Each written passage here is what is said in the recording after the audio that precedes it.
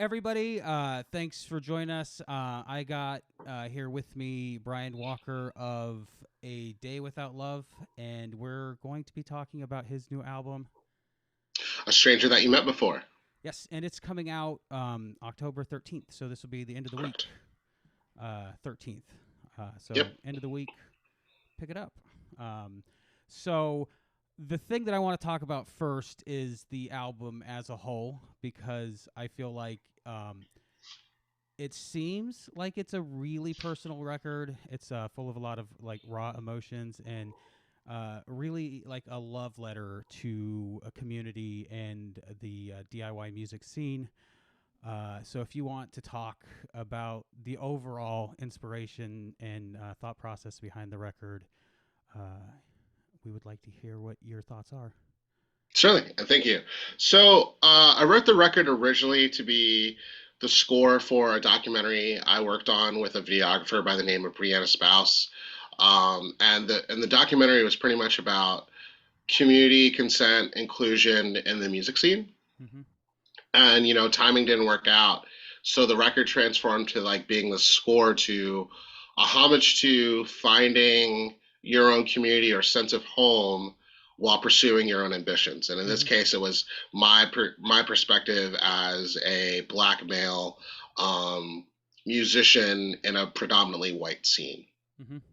And I wanted to write 15 songs of different genres that still, congealed and was cohesive, but talked about the different angles of being musicians, such as like, how do I find community? That's like what the title means, a stranger that you met before. It literally, like, a stranger that you met before is a friend, because every friend, you don't like come out into life knowing all the friends you have, Mm-hmm. and some friendships are permanent, some friendships are temporary, but we don't really know permanent friendships until we're 6 feet under. And I don't say that to be negative. I say that because we as individuals can't control relationships. Relationships happen to us. Mm-hmm. So the friendship component was really about how the things you love can be a glue or a bridge to making friends. That's why I wrote Show Friends. That's why Good Friends Are Hard to Find are all written, because while the meanings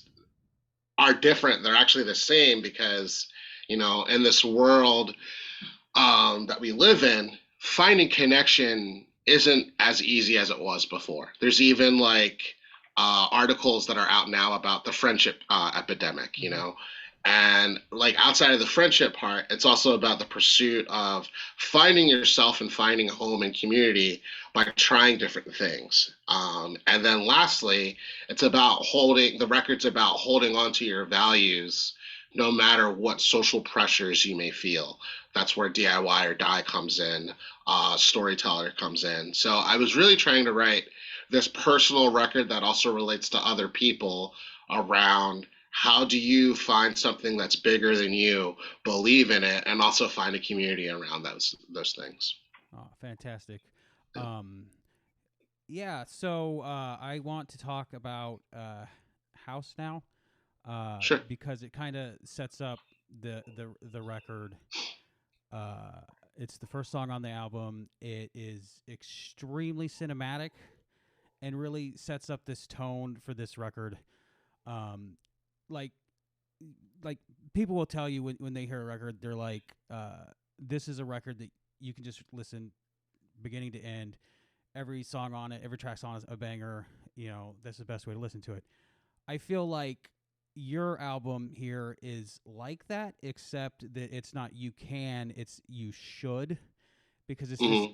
this journey from the beginning, House, which is like I said, extremely cinematic. The lyrics are pretty emotionally raw, and there's this longing or vibes for like wanting to belong to that, and then this journey from that all the way to the end, which the album ends with the song Storyteller, which we'll come back to that. So why don't you tell us about House and the vibes and your intentions for that song? Certainly, certainly. So like musically, my influence was like Explosions in the Sky and other bands of that nature. I wanted to write a post rock song Mm-hmm. that had a very punk DIY element. Mm-hmm. So like the lyrics, I want to play in your house, I want to play in your house, I want to play in your home. Let's pretend that we're friends, so I don't have to be alone. Mm-hmm. Addresses the mature and immature reality that some musicians feel entitled to play house shows without getting the ethos of house shows, Mm-hmm. but at the same time, sometimes the relationship part of being in a house show can feel real and fake at the same time Mm-hmm. because you're being your realest self at that basement or the living room or the kitchen or whatever you're playing, but it could also feel fake because we all know we're here to like get some money to the touring band so they can put some gas in their tank or Mm-hmm. sell some merch Mm-hmm. to some people that may or may not be sober. So I always kind of felt like playing house shows, while they feel homely, especially when, you're sleeping at that house for the night, they could also often feel fake because once you're gone, some of those people you talk to again, but some of those people you never see again. Mm-hmm. And like you could easily feel like Ash Ketchum, because like Ash Ketchum, his goal was to find all 150 Pokemon. But how many episodes did Ash say, "We'll see you again"? But they didn't. Yeah, they never came back around. Yeah. Yeah, and that's where like house shows can be so intimate, but you also are detached because Uh-huh. you don't see those people again. And I'm at a point where like I played a house show, in one state or town, Uh-huh. and then I come back to that state or town at a venue or a festival, and some of those people come back, and where I start to feel like an imposter is I don't remember those people or that house, you know, and that's just a brutal reality Yeah. because a person can only remember so much, Yeah. but at the same time, remember the integrity of playing at someone's house. Mm-hmm. Someone lives there and respect that Mm-hmm. space. And you, as a creator, are not entitled to play there. You should be thankful. So Yeah. that's kind of the message I'm trying to get out from playing that song. Awesome. Awesome. So, since I mentioned it, we'll go ahead and talk about Storyteller, because it's. I feel like it's the arc from that house where it's, you're talking about wanting to play the house shows and how we're pretending we're friends and talking about how there's this dichotomy between it feeling real and it feeling kind of fake. And then you Mm-hmm. have Storyteller, and there's this line that I really liked in the middle of the song where you say, you tell your story and they will listen, you show yourself and they will hear you, and then you repeat that again. And the last time you say it is, you show yourself and we will hear you. It's like during the course of that part of the song, the person telling the story, the storyteller, is realizing that they're the community that they're singing about, and they've become what they've wanted, like. And from house, when they're like, well, I want this is, I don't want to be alone, this is, and then you kind of get there at the end of Storyteller, and everything in between is like this journey. Yeah. Um, yeah, those words were kind of a way to address my imposter syndrome. And what I mean by that is starting off as a musician, Mm-hmm. I didn't get it immediately. I didn't have a home. I wasn't playing Bob Dylan so people could listen to my originals, which, side note, I've never seen that work ever. Um, like, it works probably like 2% of the time that someone goes, oh, wow, this cover is great. Let me listen to their original music. I'm probably the one person that works for, because I'm a sucker Yeah, for cover songs, but yeah. I admit that I'm probably the exception to the rule. Yeah, like it does work, but not always. And I wrote those songs and tracked it that way because Storyteller is both an honor to myself Mm-hmm. and a diss to those people that go on tour but don't really want to be on tour. Mm-hmm. um, so like that's where like that whole move on part Mm-hmm. comes in the beginning. But in the song, it's kind of acknowledging like I'm telling myself, shut up, Brian. People do care about you. yeah, you might be in debt. Yeah, you might not have reached your goal, but you do have an audience. You do have fans. You do have people that buy your merch. You do have people that care about you. Because historically, it wasn't so much I'm in my head, no one cares. It was Mm-hmm. more like growing up, I was bullied. Growing up, I was made fun of for the color of my skin, the shape of my body, and having a mother who was paraplegic and things like that. I was made fun of for so many things, but like, so what? And I'm not saying that my trauma, my bullying Mm-hmm. should be brushed under the rug. I'm saying that when you're a musician like myself and you're trying to get other people to believe in themselves, Mm-hmm. I need to believe in myself because I've told my story and I have to acknowledge that people are listening. Like, yes, I want more zeros next to that number because those zeros equals more studio time, and more studio time means Mm-hmm. writing more songs. But I have to remember that, like, that's what it means to be a storyteller, to have your story heard. Mm-hmm. Kendrick once said, like, I want my story to be heard, my nouns and my verbs, right? He said Mm-hmm. that in this, like, deep track that most people probably can't find. But the reason why I wrote that song for me, like, transitioning from you tell your story to we will hear you, is really kind of speaking to playing gigs at first sucks. Mm-hmm. You're playing to one person, right? Mm-hmm. And then eventually you're playing to 5 people, and then 15 people. And they're going to be playing to 15 people for a long time. I'm still playing to 15 people. And then hopefully you play it to 25 people, then and so forth and so forth and so forth. Mm-hmm. And that last song is about the hope that desperation is usually because you are worried about whether things can happen for you, big Mm-hmm. or small. And storyteller is more about acknowledging, wait, things are happening. I'm on a podcast with David Robeson. I'm on, magazines. People are sending me messages. How do I start my own thing? How do I help telling my story? And I personally think whether you're a musician, a writer, an artist, an accountant, a financial planner, a wedding planner, we all have a story to tell through our mission, because I don't think we're on this earth to be famous. I think we're on this earth to share stories.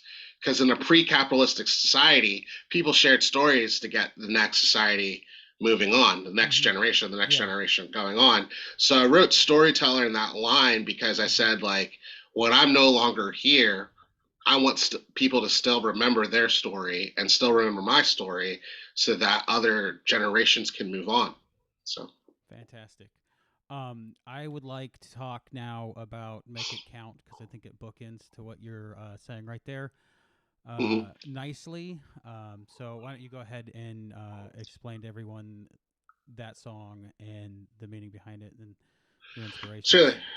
So, musically, and also want to backtrack, storyteller musically was, believe it or not, an influence of the Killers, like from structure to sonically. I was thinking of bands like Cursive. It's like the song Art is Hard. Mm-hmm. Um, and then for Make It Count, I got influence from bands like Gladdy and Cayetana. Those are Mm-hmm. like Philly favorites. And that song was pretty much another song about my imposter syndrome, but making sure that I'm not brushed under the rug, and also acknowledge that I'm not like other people. And I don't say that arrogantly, but I say that humbly. Like, Mm-hmm. I'm not math rock, I'm not emo rock, I'm not folk punk. I'm a mix of it all. And that's generally true in my discography, and that's okay. You don't have to be a certain way. And I think, especially in an algorithm society, we're trapped in these tropes like, I have to be like the thing that's trending. Mm-hmm. But what if you're bad at being the thing that's trending? Like, be good at being yourself and make sure that counts, because I used to think when I wrote albums like Confessions of the Innocent Mind that my music would be in vain, and I used to be so self-seeking and Mm-hmm. self-doubtful. But now it's like, I can't, I gotta let go of that self-doubt and just make sure that whatever I do in this world, make sure that it has meaning, and I Mm-hmm. encourage that other people have its meaning. And it doesn't mean like taking big sacrifices, just make sure that, like, what you do, like, helps the next person. So, like that bridge, like find a way to celebrate. You don't have to be the same. Mhm. It's kind of saying that like you might not be like, M85 or, Taylor Swift, Mhm. but find your own personal way of saying you're being the person that you are despite how much adversity you're facing. So, Yeah, fantastic. yeah, Yeah, this is a really meaningful song for me, so I appreciate you writing it. for sure. There's two tracks on the album that are like interview portions, Hmm. and when I listened to them, I kind of got the vibes of who your friend's gonna be, who are your friends gonna be, the Ramshackle Glory album, because they had like little interview portions that were like a kind of a peek into the members of the band or the community, and kind of an oral history, if you will. And you have those two tracks are way more lighthearted and subject Hmm. matter than Newfound Glory, Ramshackle Glory's stuff was, but it definitely gave me vibes for that. So why don't you explain to everybody your thought process behind those two tracks and kind of what you were going for? Yeah, so I definitely give like transitions to the Wu Tang Clan, Mm-hmm. because those were that influenced me. But those specific transitions themselves was to kind of tie into the themes of what it's like to be a musician day to Mm-hmm. day. Like I've eaten so many tacos throughout this whole state coast to coast, um, and then like more so trying to allow listeners to question ethics because like just because a musician has 50,000 followers doesn't mean they did it organically, Mm-hmm. or just because someone has a lot of streams doesn't mean they can fill in concerts. And Mm-hmm. if they are filling in concerts, who's to say that like they did that themselves? Like Mm-hmm. no one does things in a vacuum or Mm-hmm. truly independently. People do it through teamwork. Mm-hmm. And I kind of wanted to address like musicians are human too, Mm-hmm. and two, that it's really important to address your own values Mm-hmm. about where you end up, Mm-hmm. because there's plenty of musicians that play the big stage, and when they're off they go back to like being a barista, and that's not something to shame, but it's kind of like an ego checking, like Mm-hmm. none of us are better than anyone. We're just really trying to make it just like anyone else. Yeah, fantastic. Yeah. I really love those two tracks. There, it's a little Thank you. little peek into your personality and the personalities of the people that you tour with, and I assume hang around with. So Yeah. very awesome. Okay, um, where do we? Is that the? Let me look it up. How did we? Uh, I just want to point out there's some banjo on that track, and I like the banjo, so I'm Thank you. glad that you have that there. And then you also played the ukulele in Rise, is it? Um, Yes, I did. That was my so first real ukulele song. yeah, when the ukulele kicks in Rise, it's just really nice vibes for that. So I was really excited to hear those two instruments on your album. So how many instruments do you play at this point?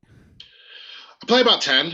I Nice. did the majority of the instrumentation on the record. I do have other players, like I have a viola player, Aaron Fox, Mm-hmm. violin player, Maya Renfro, drums by Brandon Bauer. Um, Co-lead guitar was also by Brandon. Mm-hmm. And then like my background vocals were Renee, Juliet, Belle, and Brandon, but everything else I did myself. Ukulele and banjo are much newer to my like quote unquote repertoire. That sounded so obnoxious of like of instruments, but I thought they would add flavor to the songs that I've written. Like make it count. I mean, not make it count. How did we that record? Those songs.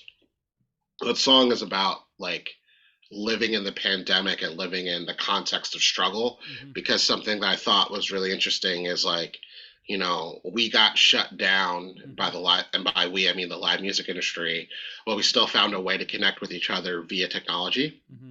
And Rise is really a protest song. I think it's the protest song of the record. Mm-hmm. So I thought, I've done a zillion protest songs on the guitar. Why not ukulele, bass, synth, and like, 4-part harmonies, which is something I've never done on a track. So Yeah, it's a really good track. Everybody needs to definitely check it out. thank Um, you.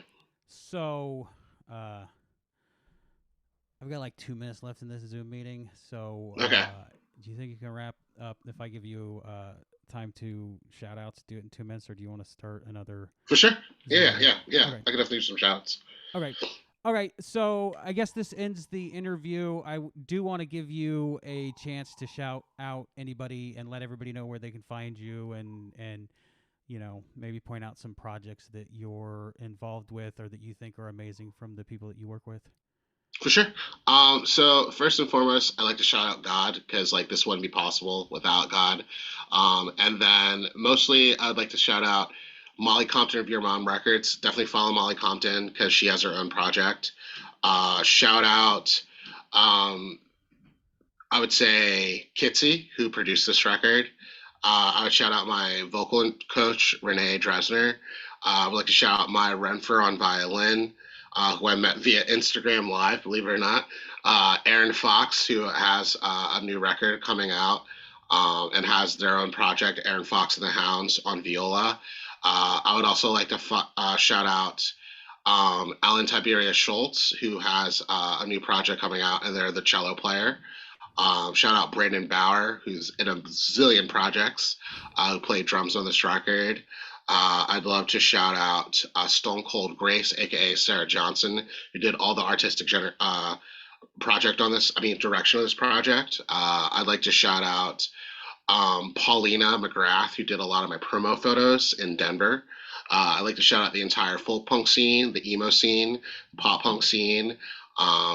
Jamie Coletta, who helped me out with the marketing of this project.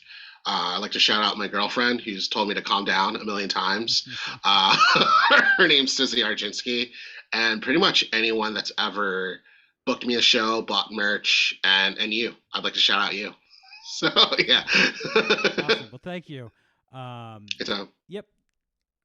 That's the episode, guys. That's the interview. I really appreciate everybody tuning in for it.